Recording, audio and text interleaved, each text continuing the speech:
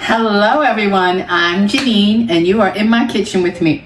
Tonight we're having roasted chicken and I'm going to roast it tonight because I wanted to get a rotisserie, but they are getting smaller and smaller and smaller at Publix. I picked one up and I swear it looked like it was a little 2-pounder.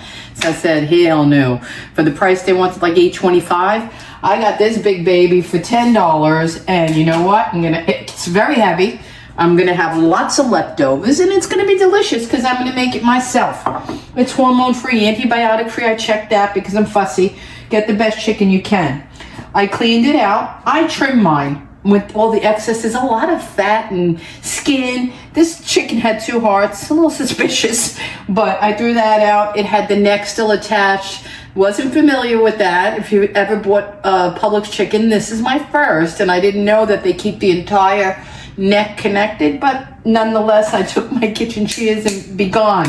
Okay, another thing, I'm gonna put it onto my plastic board. If you don't know, I'm speaking as if you've never cooked a chicken before. And if you have, you're probably not watching me.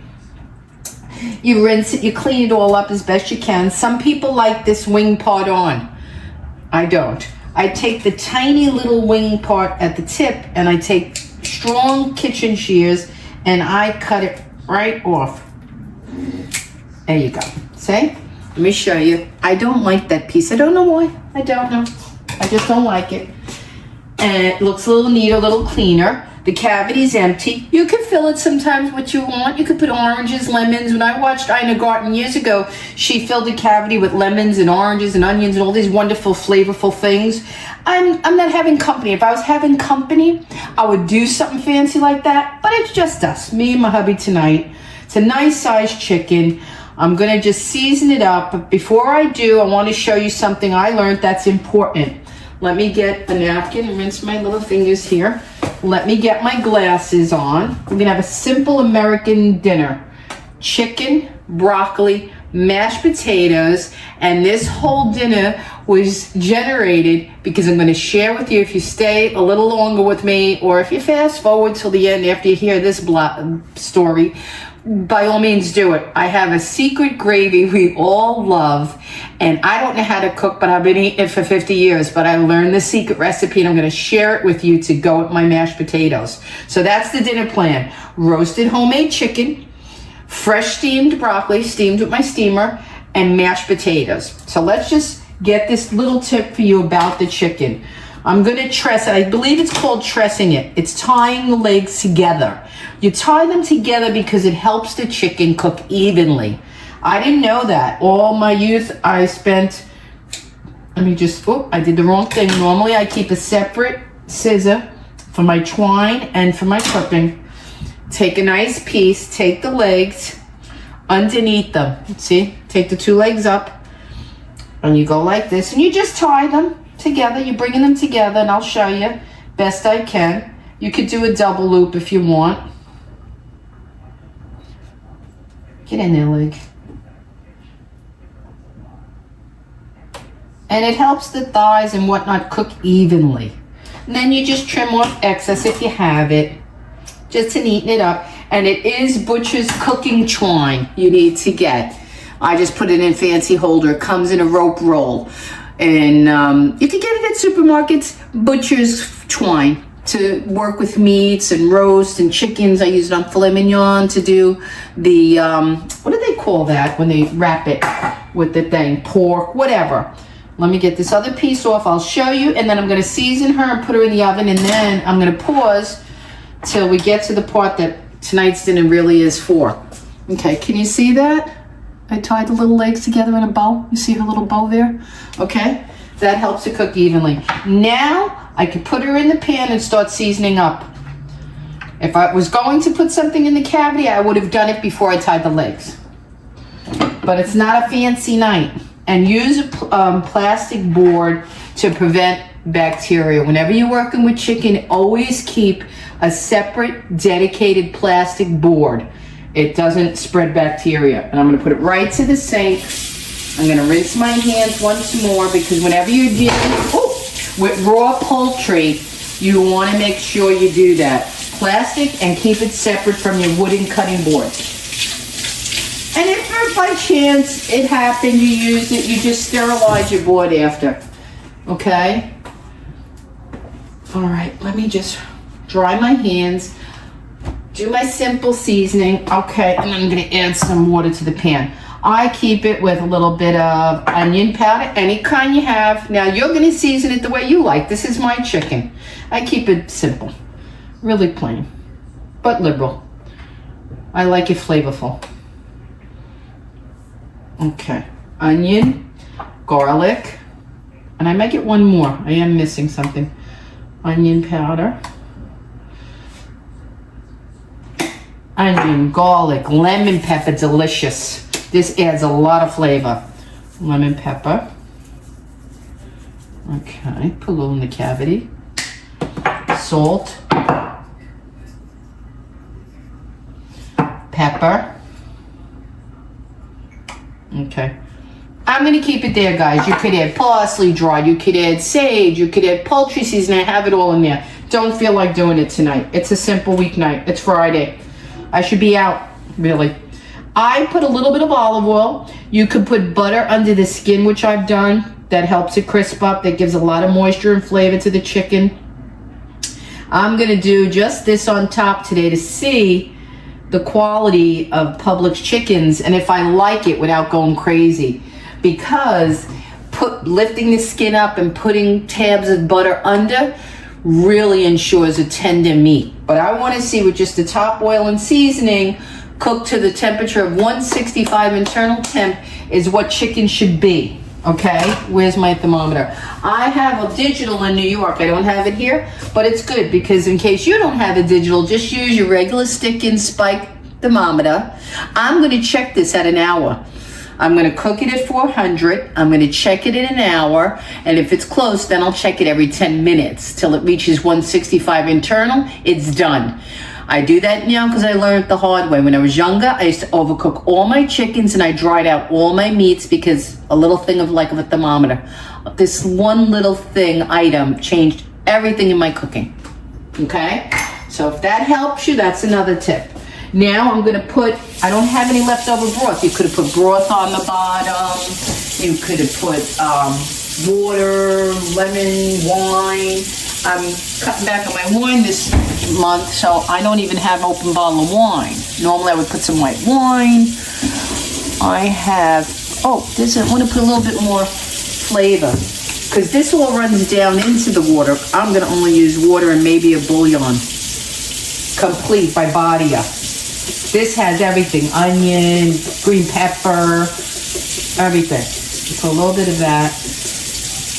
And between the olive oil, the chicken fat, the drippings going down into the water, it's going to be delicious seasoned. So I'm just going to get a cup of water and put it on the bottom.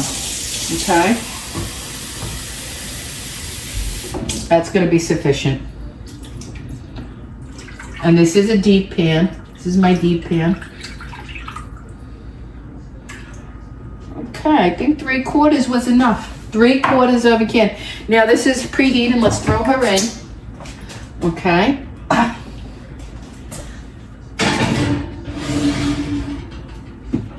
Now I'm gonna pause and set up for the secret portion of this recipe and tonight's video. Okay guys, I'm back. The chicken's not done yet, but my broccoli is finished and my mashed potatoes, which is the reason we need to do this. What I'm gonna share with you, I learned the secret to make KFC's brown gravy that they put on their mashed potatoes, which I happen to love. I've been eating it for 50 years. I don't know why, but it is the only fast food gravy I will eat that I like. I don't know what it is, but I watched a professionally trained chef, a really professionally trained cordon bleu chef make it, and I said, that's crazy. I'm gonna share it. Okay, let me get my glasses. It's super simple, or so I think. Cross your fingers with me. It's my first time I'm making it, so be kind. You need 2.5 cups of water. Bring it to a boil. Here's the secret. It's supposed to be 1 bouillon of beef and 1 bouillon of chicken. I didn't have a bouillon cube, but I have about 2 teaspoons, I figure, is a bouillon compacted. But the real recipe that he showed, my bad, 1 cube of chicken bouillon, and I used Knorr's, and 1 beef. The chicken is for the chicken flavor, and the beef is to give it that beefy flavor and the caramel color that it's famous for, okay? So you let that boil on the side. Let me get rid of my mashed potato thing. Let me stir that a sec, and then we're gonna make a roux for it. Okay, that has to boil.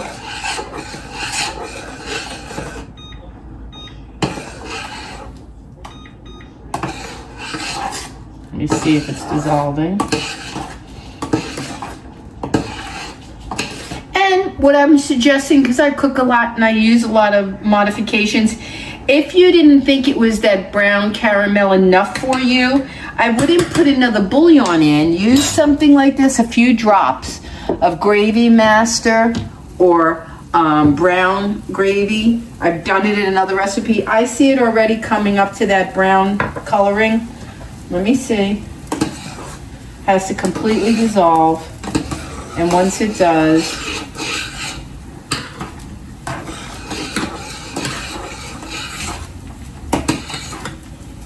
I'm gonna put a dot.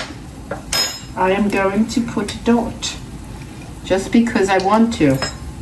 I want it to have the right color, but it's getting darker as I see. Let me see. Look, guys, teeny bit. All right, I'm gonna go for it. Okay. All right, now it has more of that color. My chicken is not melting. Okay, that's the color I know it to be. See what I said? You learn modification with me. I did this a while back in a chicken a la king recipe. That's why a well-stocked pantry and spices is essential. Okay, that's a rolling boil. Let me put that, stir it. I want to dissolve this chicken.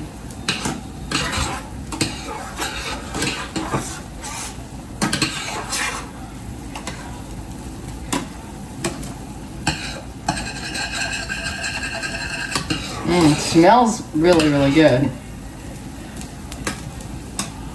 Okay. Now we turn this off. Okay. Put that over there. And now I can better. I'm a stickler for making sure everything is dissolved. His wasn't dissolved. His beef didn't dissolve in his recipe when he did it on camera, but no bad. When we're ready with the roux, we're gonna incorporate it all together. Okay, now this is really hot. Now, for the roux, it's equal parts flour and butter. If you know how to make a roux, that's a roux. Equal parts flour and butter. So it's 4 tablespoons of butter, 4 tablespoons of flour, and then a teaspoon each of onion powder, black pepper, and salt when it's finished. Okay, so let's get the butter in.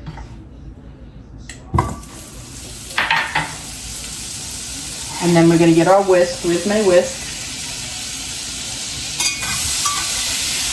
And the flour. And you just turn it till it gets that golden, let me see if this is hot. I need something to hold on. Till it gets that golden, a deep golden color. Keep whisking. Keep whisking because we're gonna put the gravy into the roux, and that's gonna be KFC's brown gravy, we hope. Wish me luck. It's one of my faves, and if this works out, guys, I was gonna make a rotisserie tonight. We all know they don't come with any gravy, so this is a great one to have in your back pocket, okay? Now we just take this golden color, see that color? Looks just like it, right? And now we're gonna incorporate it.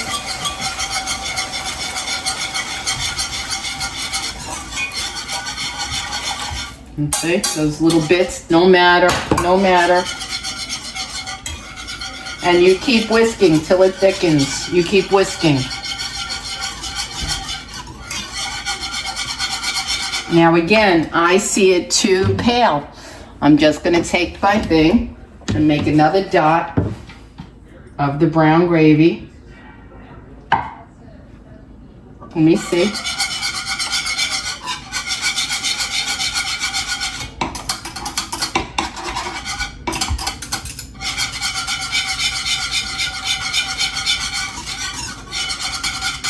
Yep, color is everything.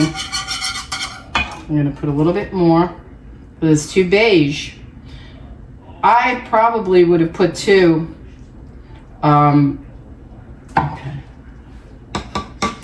There she goes. Yeah, we're talking.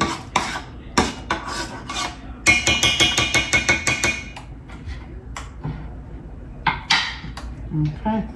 And you'll play with it, modify it. That's the whole joy of cooking. That's it in a nutshell.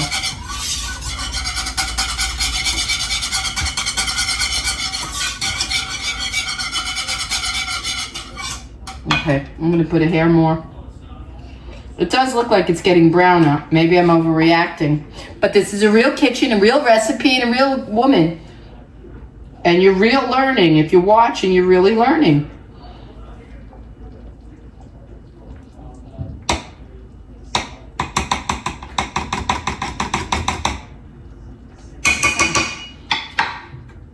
One thing I don't like is a beige gravy, and they have like a perfect balance of brown. If you ever notice, it's like a caramel.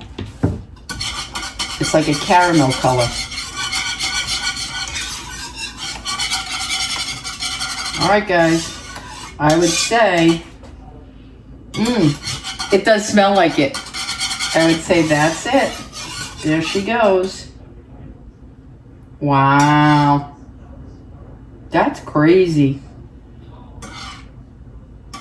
Okay, now for the true taste test, let me put in the spices, which I almost forgot.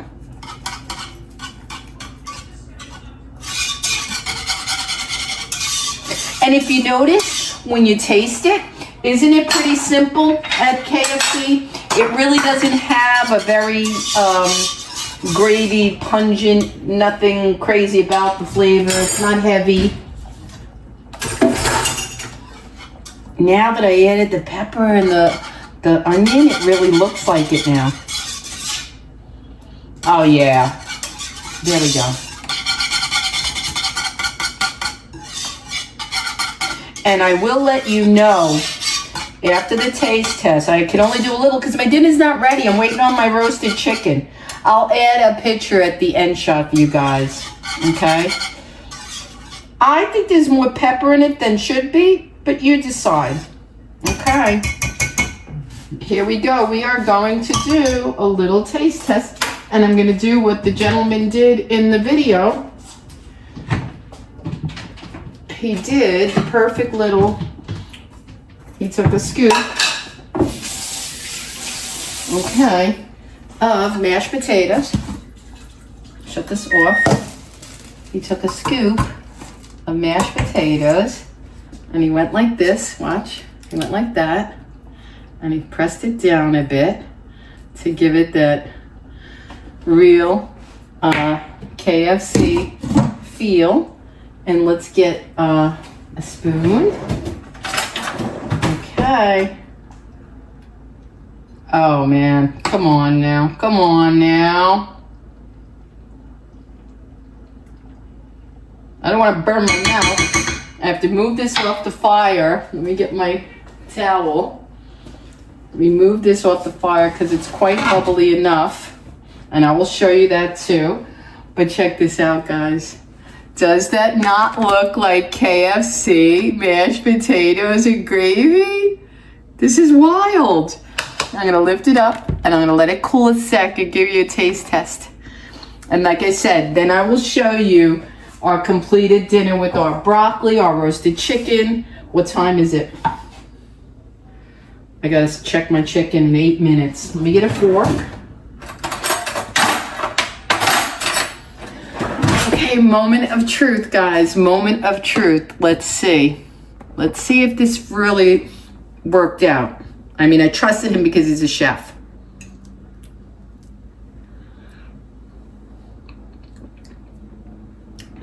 One more.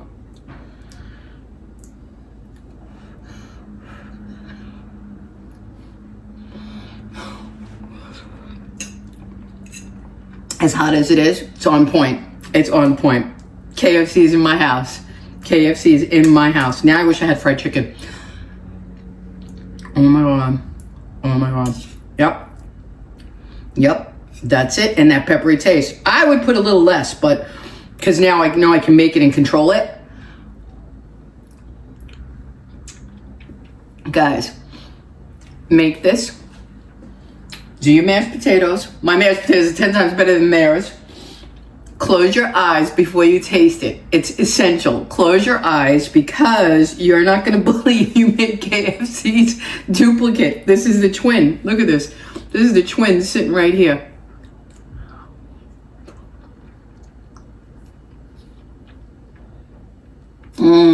It's one of my favorites. It's delicious. It's delicious. I can't wait for dinner now. I don't want to overeat.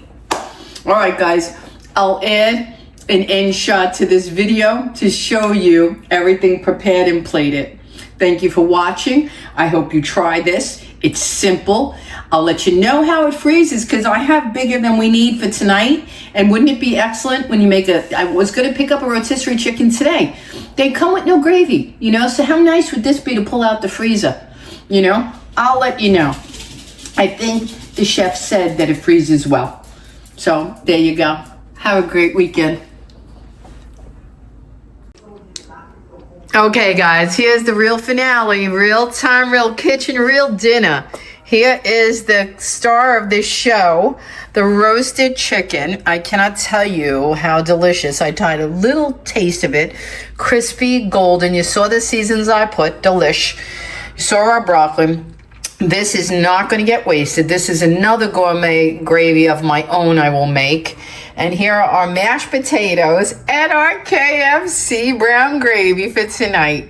Okay, guys, you'll see the finished plate on the thumbnail. Thank you for watching. I appreciate it.